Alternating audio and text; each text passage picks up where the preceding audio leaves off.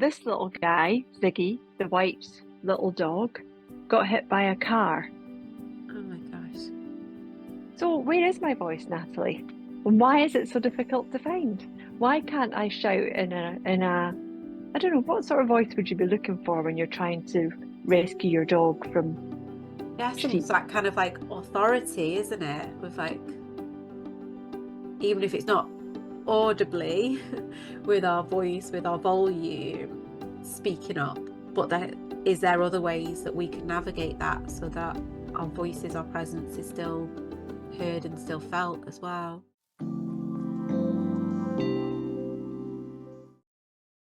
Hi, Helen. You okay? Hi, yeah, I'm good. I'm really good. Hopefully my little visitor will disappear in a moment, but I think it's okay for him to be here today and Ah, you'll find out why.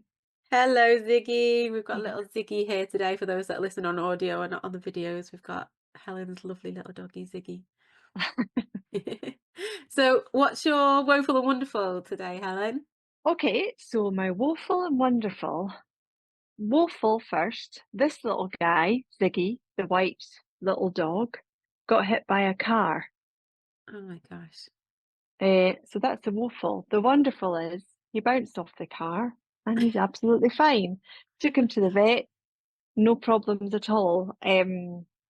So yeah, woeful and wonderful all in one day, but it was quite worrying because he was a bit startled and a bit odd. Oh, bless And him. yeah, but yeah, the Ziggy stories will continue as this podcast continues today. Okie dokie. Well, my woeful and wonderful are, I guess, somewhat tied together as well, but I am full of a head cold, so I Mm. sound really quite nasally right now. And if I sniff too hard, I can't hear anything. So I and then my wonderful is that I am somehow still powering through. So I can't even say that word.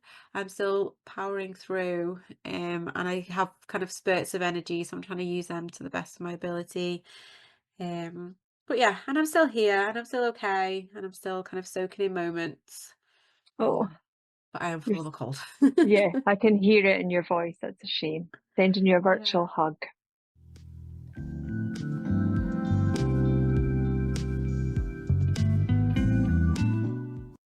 Oh, thank you very much. And you wanted to call kind of a interim podcast record, so this is going to be a super speedy one, but you had a real pressing thing of, oh, this would be really good for us to talk about. So I'm going to hand it over to you and let you lead with what you wanted to bring to the table today. Okay, so it was just the other day, the Ziggy tales continue. Um, and so I was out walking with Ziggy and I was thinking about the podcast, Woeful and Wonderful, Unspoken Womanhood, and really about our mission to help women speak up about things that we don't speak up about. But a little incident happened with Ziggy, as they normally do, and it made me realise that actually I really struggle to speak up, like in a physical sense. So we're walking through the woods in the local area. As you know, I live in a very remote little village, quite often surrounded by sheep and wildlife and deer and blah, blah.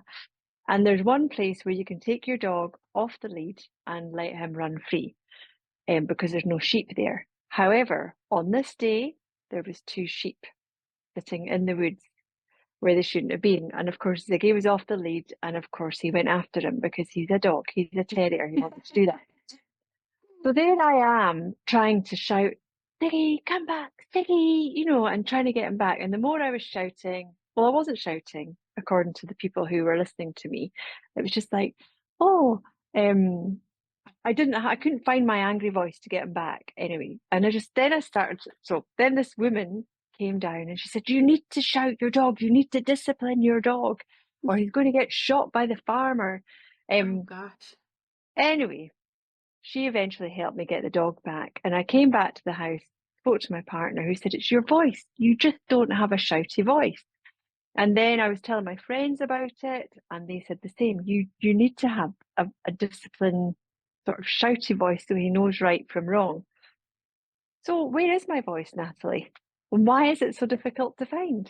Why can't I shout in a I don't know, what sort of voice would you be looking for when you're trying to rescue your dog from Yeah, some sheep? that kind of like authority, isn't it? With like like your friends were suggesting, that kind of, like that you're the one in charge, I guess. Yeah.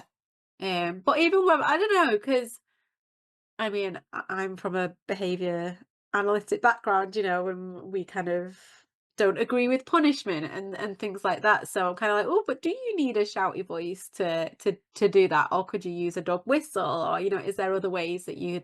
So I went into problem solving. My mind kind of went down that route of like, do Uh-huh. we need a shouty voice?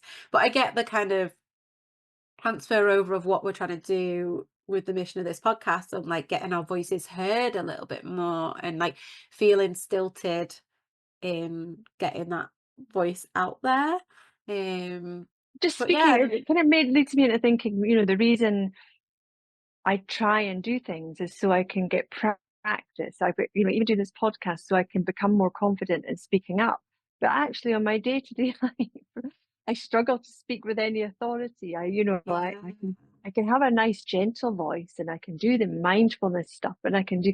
And everyone's like, "Oh, you sound really relaxing." But when it comes to speaking with any authority, or speaking yeah, like a leader, or shouting at my blooming dog when when he's barking at the sheep. I just can't do it yeah. to my friends. My friends have been really um making a bit of a joke of me, oh, come on, Ziggy. I'm sorry, he's just here looking at me again now.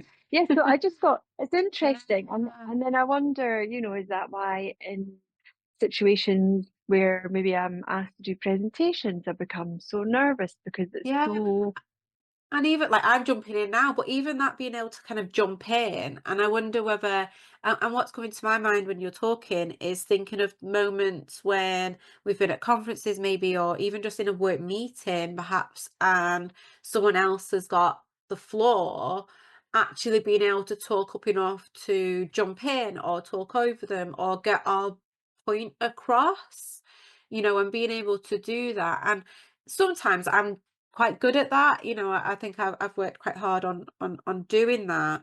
And then other times, and like because I'm feeling under the weather at the minute, I probably would just let things go and probably wouldn't bother and just let someone else have the space.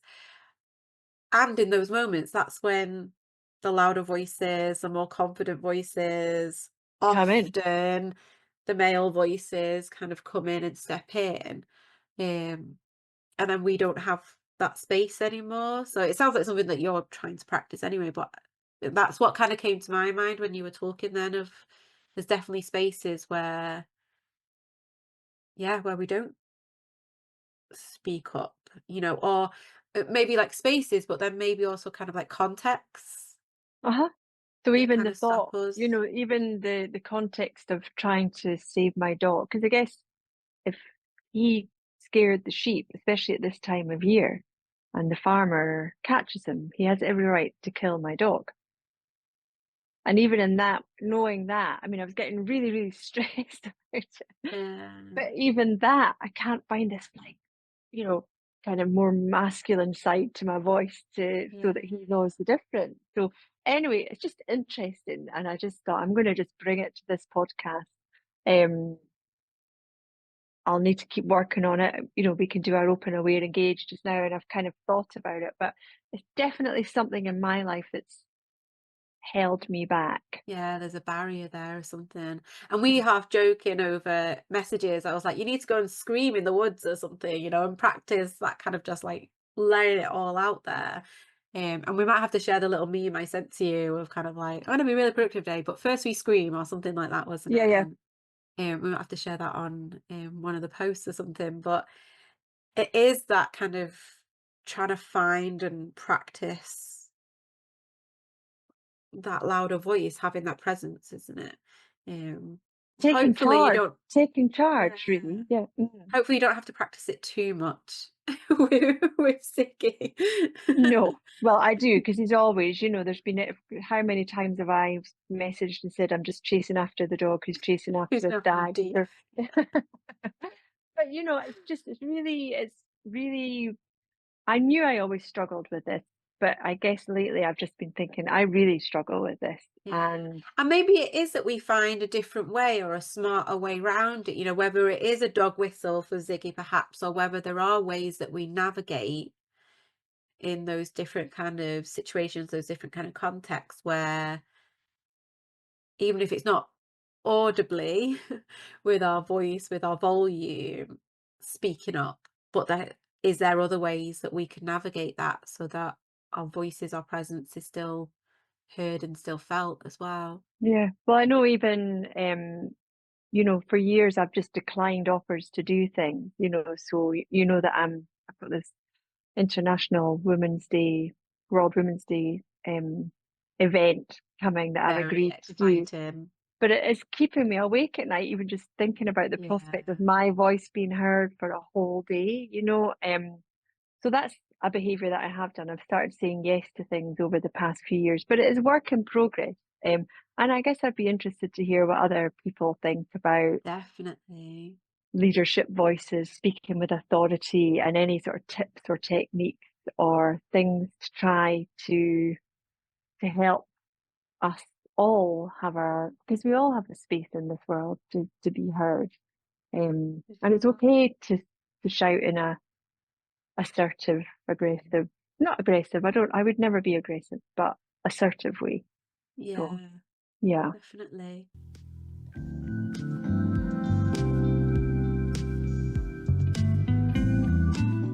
And on that kind of note as well, then I guess kind of exploring our open, aware, and engaged.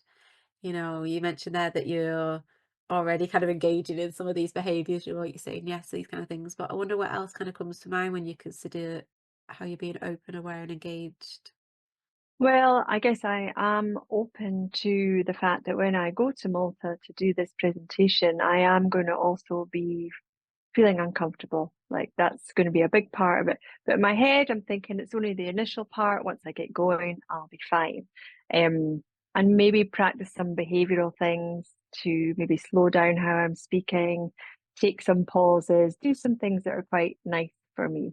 Um, and yeah, I'm really aware of all this stuff. And I'm aware that I'm doing it because it matters. I want to have a voice. I want women in particular to have a voice. And yeah, I'm doing the behaviour.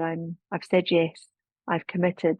I've set the date. They've booked the flights. Um, so yeah, this is a good example of me actually following through with all of this stuff in the service of, I don't know, speaking up for women, women's rights, speaking up for myself. That's why I'm doing it. Taking up some space. Yeah, taking up some space. Although hopefully it's not on a main stage and I'm looking down because that will be a whole different. But yeah, what about you? Do you have any open, aware, engaged to finish with, Natalie? I think kind of being open to the same mission, like being open to trying to support other people um with it, and being open to what my experiences truly are of it as well, being aware of times when all those contexts and kind of thinking around that of what stops me sometimes from kind of speaking out, and then in other times when I'm feeling confident to do it, what is it that is making me feel more um, eager and ready to kind of step into that position of leading and speaking out and running kind of trainings, workshops, and my team. Like I've got a team that works for me, so those kind of bits.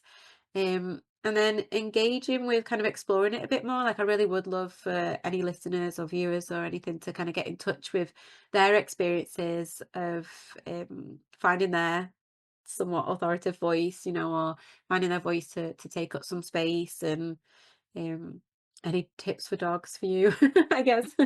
But yeah, and just kind of engaging with other people's experiences of it as well, and exploring what tools and techniques that we have as professionals. It might be kind of something for us to come back round to, and it'd be really cool to tap back into this again after your trip to Malta, and seeing how all that has gone, and maybe checking in with this topic after that and seeing what Mm, experience you've had. It'd be pretty cool for us to kind of, yeah, explore what tools we've got and what has been useful for you and all that kind of stuff as well. yeah, But yeah, maybe thank you maybe so much for starting in the bringing this for us to talk about today. And it's only a really short one because I've got a school Yep, run to yep. do. So thanks for giving me the space to talk about it. Of course, of course. I'll speak to you soon, Helen. Okay, Natalie. See you later. Thank you.